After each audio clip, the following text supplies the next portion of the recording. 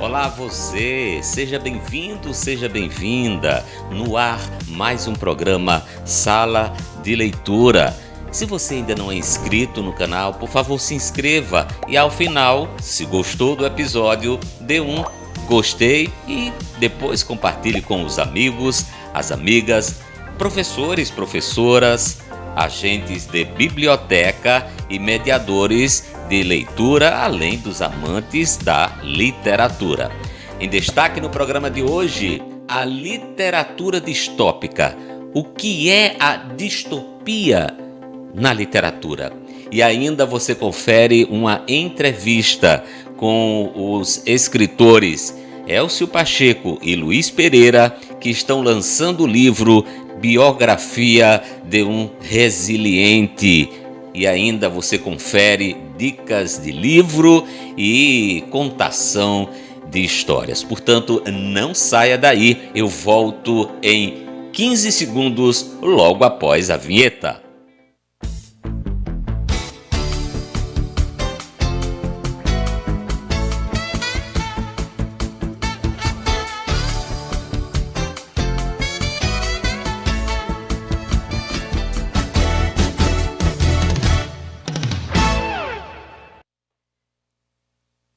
Eu começo o programa de hoje falando sobre a literatura infantil no século XX, mais precisamente na segunda metade do século XX.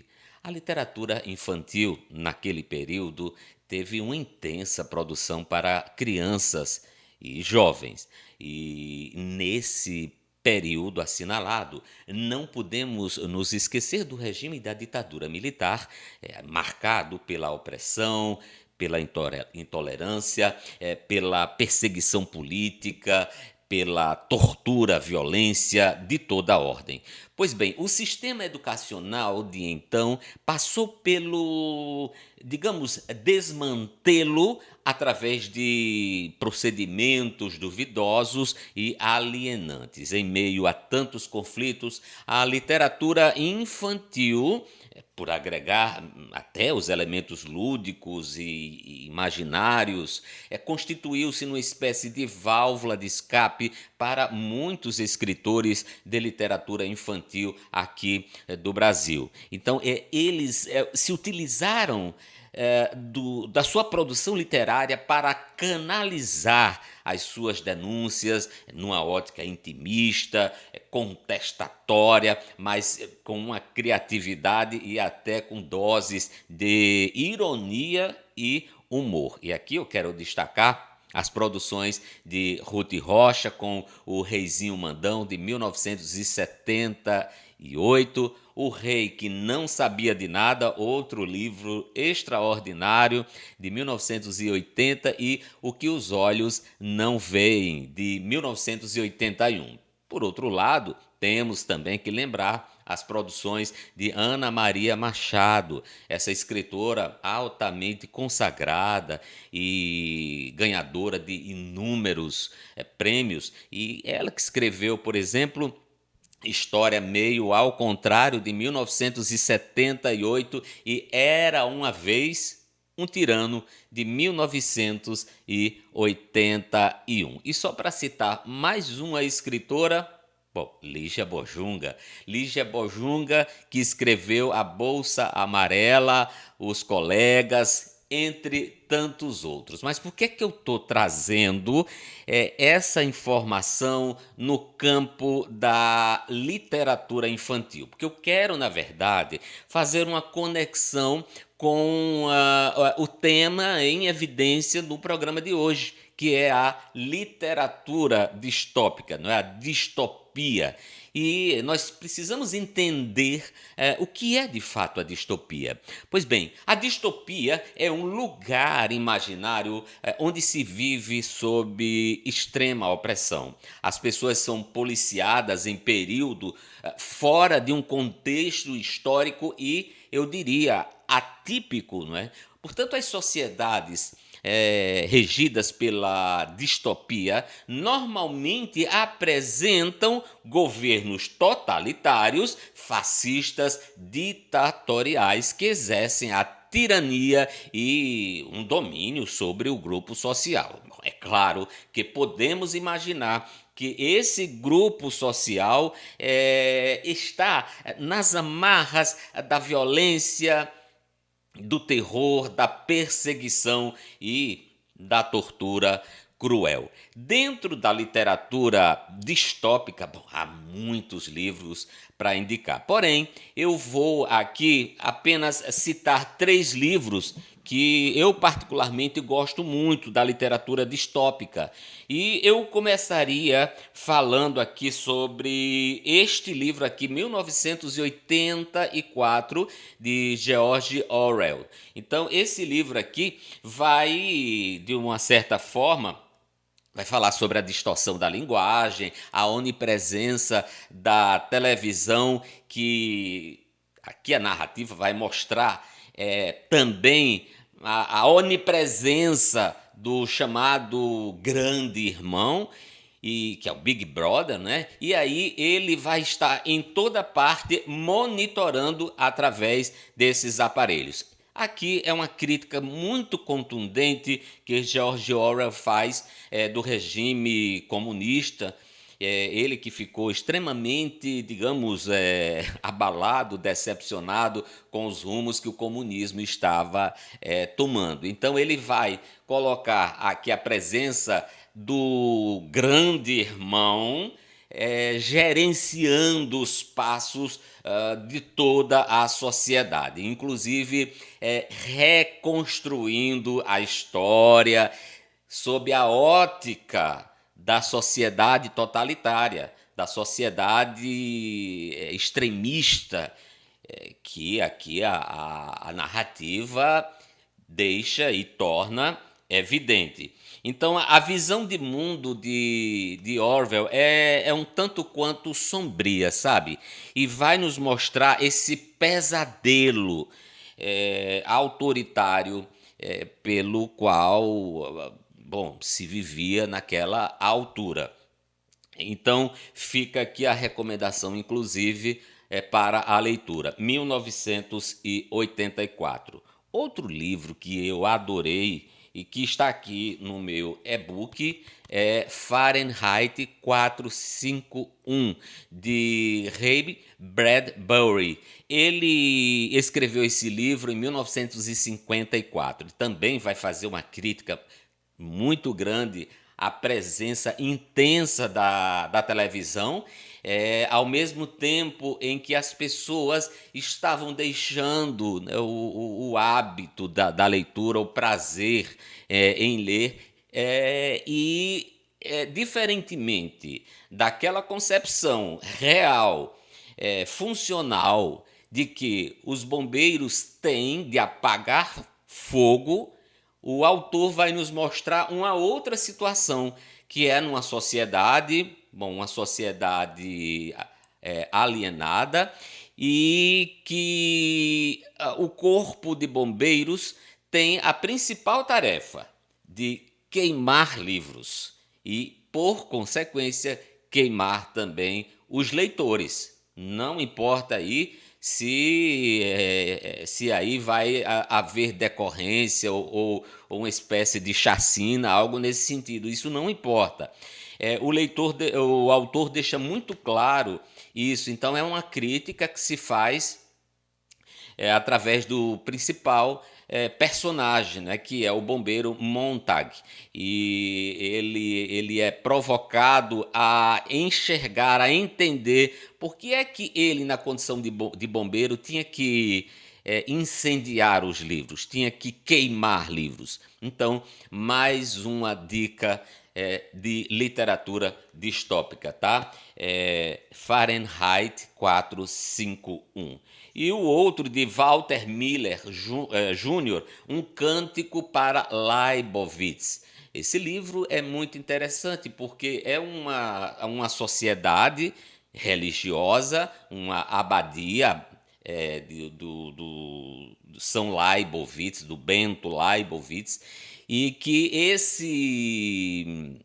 esse principal personagem, através das suas referências pessoais, vai buscar então reconstituir um passado cheio de mistérios, cheio de situações obscuras, né, que inclusive ele atravessa um deserto e aí já tem uma carga simbólica muito grande. E bom, é um livro muito interessante que vocês podem também se apropriar. Um cântico para Leibowitz, certo? Pessoal, mudando agora de assunto, eu tive a alegria de conversar com os escritores Elcio Pacheco e Luiz Pereira, que estão lançando um livro extraordinário, que é Biografia de um Resiliente. Eu conversei com os dois e você confere a entrevista agora. Pois é, e como eu prometi no início do programa, hoje eu vou conversar aqui com o escritor, poeta, professor Elcio Pacheco e também o Luiz França, ele que é o biografado do livro Biografia de um Resiliente, que os dois então construíram numa parceria. Seja bem-vindo, Elcio Pacheco, ao Sala de Leitura. Obrigado, professor Adriano. É um prazer e uma alegria estar participando aqui com você nesse programa tão legal. Então vamos chamar também, né, Luiz França. Luiz, seja bem-vindo aqui ao Sala de Leitura. Obrigado, professor Adriano Gomes, por esse espaço, por você disponibilizar e proporcionar esse espaço para que a gente converse um pouco sobre essa minha biografia. Vamos lá, então vamos começar a entender esse processo de construção da biografia. Ô, Elcio, bom, muita gente, muitos leitores adoram ler biografias. Eu pergunto a você, foi difícil construir essa biografia do Luiz de França Pereira? De uma certa forma, é um processo que exige muita coisa, né? Primeiro, a gente teve um momento em que a gente conversou sobre o processo, estabelecendo mais ou menos uma linha, né, de construção dessa narrativa. E eu também precisei, de conhecer um pouco como se escreve uma biografia. É meu primeiro trabalho, né? Então eu fui buscar alguns autores que já fizeram sua autobiografia. Por exemplo, o Leandro Conder, que ele escreveu um pouco Memórias de um intelectual socialista, né, comunista. Então, ele escreveu um pouco essa sua trajetória desde a sua infância até a idade adulta e nos movimentos sociais. Depois eu li de Rui Castro, Carmen Miranda, né, o título é Carmen, então é uma história muito rica, e Zeca Camargo, né, que escreveu sobre Elsa. Então, a partir dessa visão, mais ou menos, a gente foi construindo.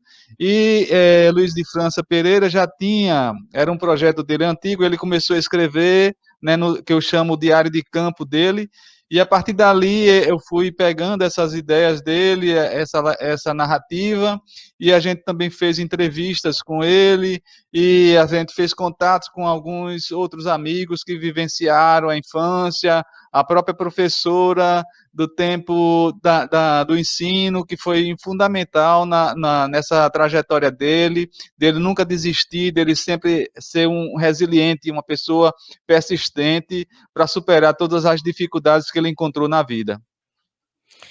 E, Luiz, vamos lá. Depois que você viu o livro pronto, acabado, o livro que mostra a sua luta, a sua trajetória de dificuldades, não é? Tanto que o nome já diz muita coisa. Biografia de um resiliente. Para você, como é que você se enxergou no livro como esse protagonista da resiliência, hein? Olha, primeiro eu quero dizer para você que foi motivo de muita alegria, de muita felicidade, ver esse livro pronto e ver toda essa minha história sendo contada, essas minhas vivências, né, durante toda a minha vida. E assim, me tornar protagonista dessa história toda, né, foi um motivo assim de muita alegria, por quê? Porque as dificuldades que eu vivi aí no Rio Grande do Norte, em Macau, principalmente, a cidade que eu vivi, nasci lá no Tabuleiro Alto, né, um distrito, né, pertencente a Alto Rodrigues. Na época era um espaço que só tinha agricultura de sobrevivência, e a gente muito pobre, né? 18 filhos minha mãe teve, morreram 8, ficaram 10. E assim eu fui, desses 10 eu também fui um dos sobreviventes que sempre enfrentei a vida com as dificuldades, mas sempre acreditando, sempre esperando em dias melhores. Então, esse foi o grande quê de me tornar protagonista dessa própria história, mostrando que essa diversidade ela me fez com que realmente eu resgatasse um pouco não muito dessa minha história, e também reforçasse essa minha autoestima. Elcio, quando ele escreve, ele cita uma frase de Shakespeare que ele diz assim: doces, doces são o resultado da diversidade. Então, assim, por mais que você passe por dificuldades, né, que sofra, que enfrente essa dificuldade, elas vão se tornar doces porque jamais vão se tornar amargas essas situações que você vivenciou. Então, para mim, foi um motivo de muita alegria ver esse livro pronto, trazendo essa minha história enquanto biografado, né? Então, seguramente esse trabalho foi um trabalho de parceria, não é? E aí eu pergunto, por curiosidade, como é que surgiu então esse start ainda dessa parceria? Como é que surgiu essa vontade de ambos, né? Bom, todo biografado tem muita história para contar, não é isso? Então, aí a ideia por trás de tudo isso, hein? Elcio, como é que surgiu isso aí, por favor?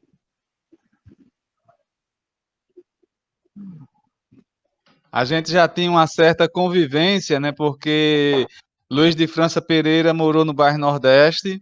Eu também fui morador do bairro Nordeste, era do grupo de jovens e a gente se conheceu nessa trajetória. Depois foi para a Pastoral de Juventude Meio Popular e passou os tempos, né? A gente foi por caminhos diferentes, mas a gente sempre manteve essa amizade, essa relação, né? De convivência e parceria. E aí foi nas conversas de idas e vindas a João Pessoa que a gente foi formatando essa ideia, né, de construir o livro. A princípio seria para o lançamento quando ele completasse 60 anos, mas aí não deu tempo, né, para a gente finalizar isso, mas a gente foi escrevendo até chegar esse momento, né? Foi um desafio muito grande e foi um aprendizado também, porque a história de Pereira é muito rica, né? Tem muitos momentos da vida dele que mostra realmente essa ideia, essa questão da superação, da força de vontade, de nunca desistir, né? E das conquistas que ele teve. Hoje ele é psicólogo, trabalha com biodança, né? Tem contribuído com outras pessoas para que também se sintam, né, capazes de superar suas dificuldades.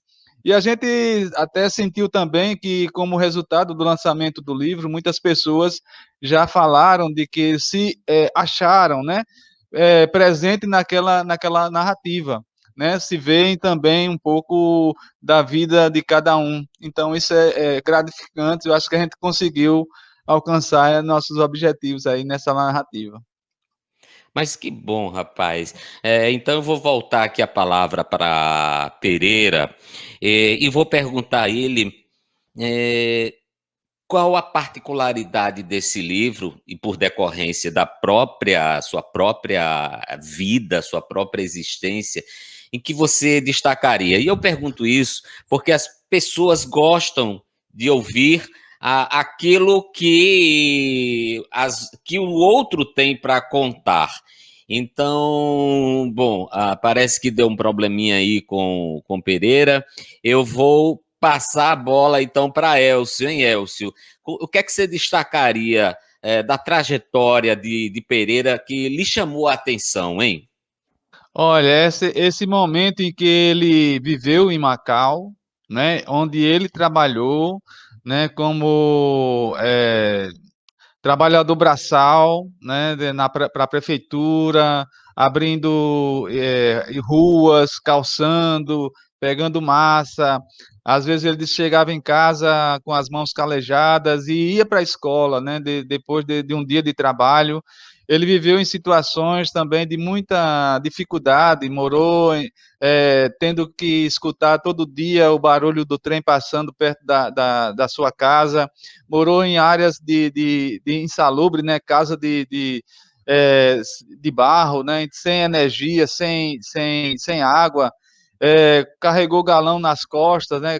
Para conseguir o trocado, então, para sustentar a família. Então, foi sempre uma luta diária, né, de sobrevivência para ajudar a mãe e o pai, né? Então foi superando e a professora que o recebeu na escola, que era uma escola cenecista, né, que era uma escola particular que existia lá em Macau, e ela compreendeu essa situação, ela relevou muitas coisas, assim, não recebia o pagamento do mês, né, então ele foi teve agraciado por essa compreensão e essa humanidade, né? E foi o que ele conseguiu.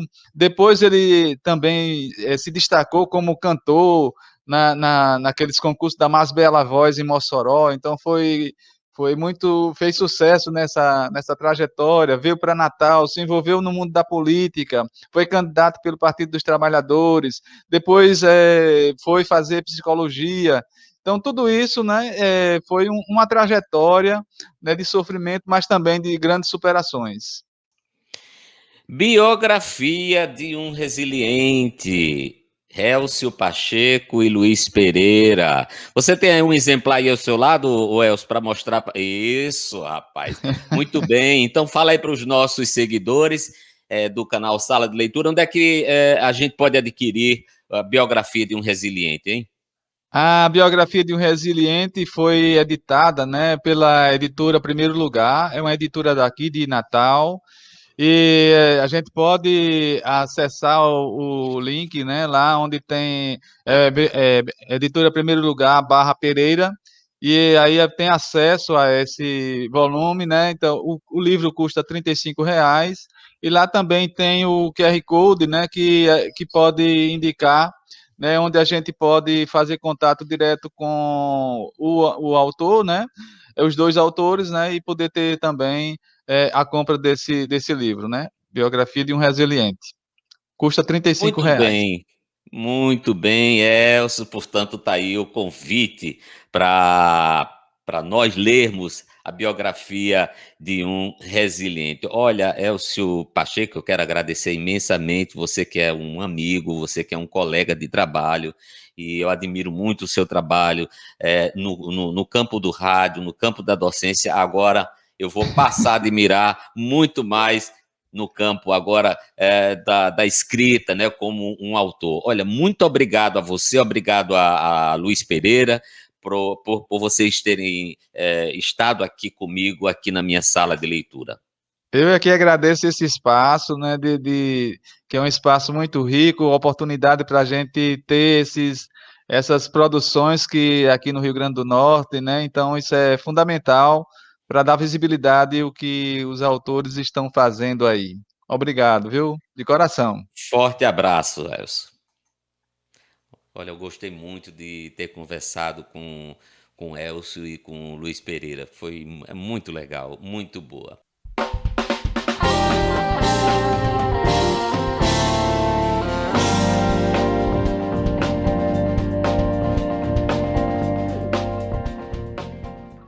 Pessoal, a dica de livros de Luiz Fernando Veríssimo, Comédias para se ler na escola, da editora Objetiva, e a apresentação e seleção de nada mais nada menos de Ana Maria Machado, aquela que eu me referi no início do programa, Comédias para se ler na escola. E é desse livro que eu vou contar essa história que tem como título Papos.